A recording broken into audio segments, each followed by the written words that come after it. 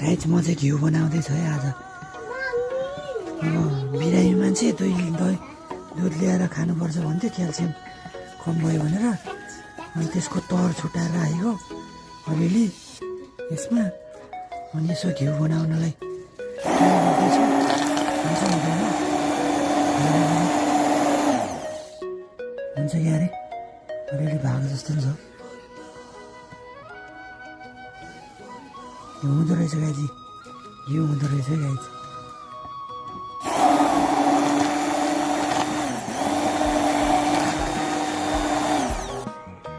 Guys मेरो घिउ बन्दैछ यता सरर लगाएर।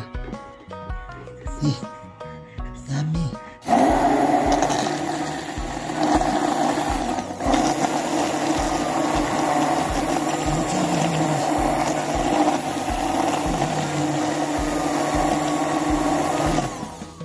घिउ बन्दो रहेछ मजाले। तर खाँदैन, त्यही भएर चिल्लो ग्यास्ट्रिक हुँदो भनेर यसको सदुपयोग गरेको मैले। लगाएछ घिउ बन्दो रहेछ, लगाएछ घिउ रेडी।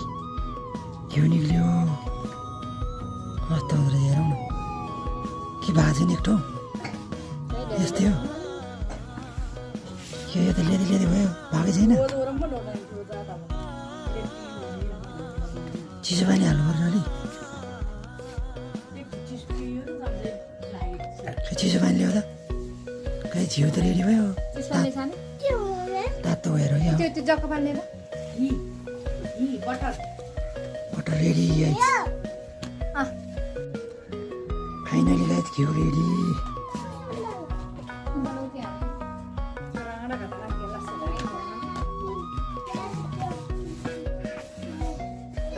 ओ दामी नहुने घिउ आयो।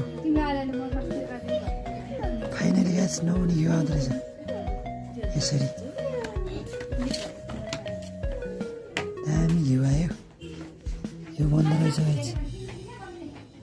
तरको सदुपयोग गरेको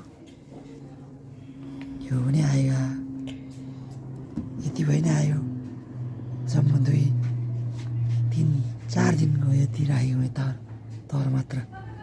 यति थुप्रो आउँदो रहेछ हौ मेरो हातमै पार्लै। फाइनली गाइज यति बटर पनि रेडी पारेँ मैले। यति दहीको यहाँ राखेको थियो मैले, तर छुट्याएर यो मन्दनी यता छ है। फाइनली यति बनाएछ मैले, बटर रेडी हुँदो रहेछ।